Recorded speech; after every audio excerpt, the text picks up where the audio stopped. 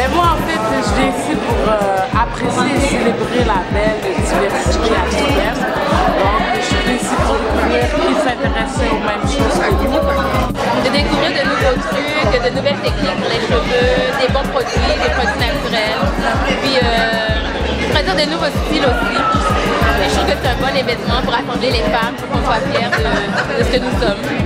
Moi, je viens avec les oreilles grandes ouvertes. Je suis plus curieux d'entendre qu'est-ce que les autres interlocuteurs ont à dire. Parce que c'est des idées qui tournent quand même dans notre univers. De voir qu'est-ce qui se passe à Montréal dans les sphères des cheveux naturels.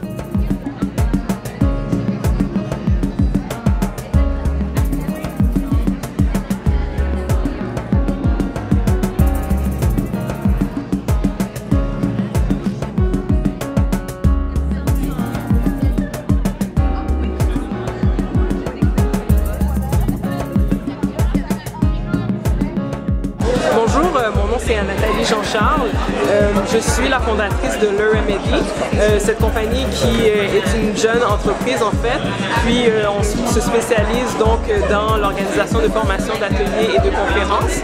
L'événement Couronne de laine Tresse d'ébène, c'était tout naturel pour moi de développer cet événement-là, simplement parce que ça allait en ligne avec la mission de la compagnie.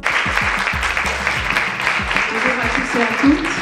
Merci d'être venus aujourd'hui. Vous savez, cet événement ne serait pas ce qu'il est sans votre participation, donc merci de vous être déplacés.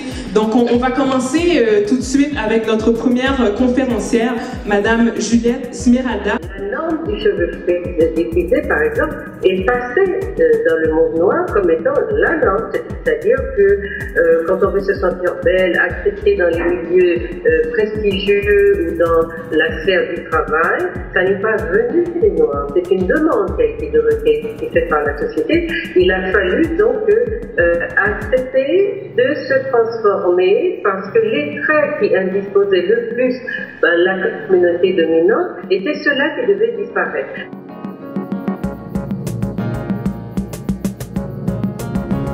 Tous ces mots ne sont-ils vraiment que des mots?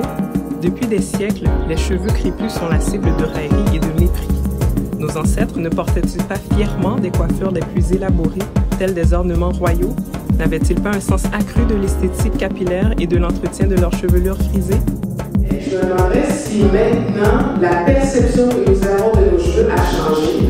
Parce que je vois toutes sortes de noirs faire des coiffures intéressantes, des rastas, des tresses, toutes sortes de façons de plus en plus originales. Et je pense que le fait que nous venons à la conférence montre que nous avons un intérêt puis une vision qui devient différente de nos cheveux. Nous pourrons aller à la maison outillés et avec davantage un sentiment de fierté lorsqu'on nous appellera Ted Rock.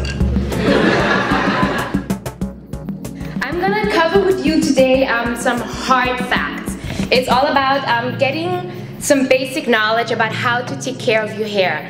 I think, or at least my hypothesis is that we've had that knowledge somewhere along in our history, but we've lost it. We've had so many generations of relaxed women that somewhere along the way we just forgot how to take care of our own hair, how to take care of our own textures, our own curls, our own coils. There is a jungle of products out there and a jungle of ingredients, and if you do not know what you're doing, you're gonna get lost.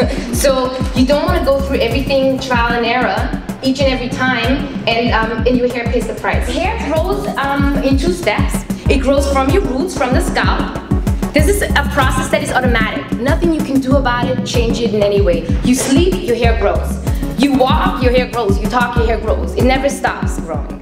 Eh ben, jusqu'ici c'est génial, on apprend des choses, la conférence les conférences sont vachement intéressantes, il y a des bonnes questions, il y a des choses que moi-même je ne savais pas, j'ai appris certaines choses. L'organisation elle est géniale, sincèrement, c'est super cosy, le petit déjeuner, le repas, les grandes tablées, tu découvres des gens, tu discutes, c'est très très convivial et c'est une très belle initiative parce que depuis que je vis ici c'est la première fois que je vois ça et c'est génial.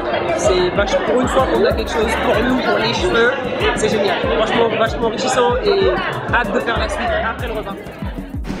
Quand ils disent aux gens, vous mangez bien, vous avez tout ce qu'il faut, c'est carrément faux parce qu'ils ne soignent pas la perte de cheveux. Parce qu'avec les analyses microscopiques des cheveux, on peut voir qu'ici, dans le pays nordique, presque jamais le cheveu va être dans un état normal comme ici.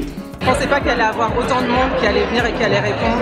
Et je suis vraiment contente pour les organisatrices parce qu'il y a vraiment beaucoup de gens qui ont répondu présent aujourd'hui. Et c'est ça, on voit des gens qui sont adeptes, que les gens soient adeptes ou pas. Je trouve que la réponse elle est vraiment très très positive et je les encourage pour la suite. Notre prochain événement, c'est en février 2013. On a invité M. Barry Jensen pour faire la diffusion, la projection du film Dark Girl. Je voudrais vous remercier chaleureusement, chaudement d'avoir répondu à cette invitation. Je vous demande de vous applaudir tous. Moi, c'est Chilante Patrie de Kedara Communication. Alors, mon rôle aujourd'hui dans cette conférence Couronne de laine 13 d'ébène, c'était de m'assurer de tous les aspects logistiques et des relations de presse et des communications. Alors, pour moi, lorsque Nathalie m'a appelé pour me parler un peu de ce projet, tout de suite, j'ai embarqué d'emblée parce que je crois en la nécessité justement d'approfondir nos connaissances et de faire la promotion de toutes les questions identitaires et aussi d'aller plus loin dans la question des cheveux parce que justement on en entend pas parler et tout ça mais c'est souvent en surface. Alors aujourd'hui ce que l'événement a permis de faire c'est d'aller plus en profondeur, de favoriser l'échange, le partage et tout ça, puis vraiment l'ambiance était incroyable de voir toutes ces femmes et certains hommes curieux aussi qui se sont déplacés pour en apprendre plus et justement maintenant ils sont encore en plénière. Alors pour moi je suis satisfaite, je me dis vraiment mission accomplie.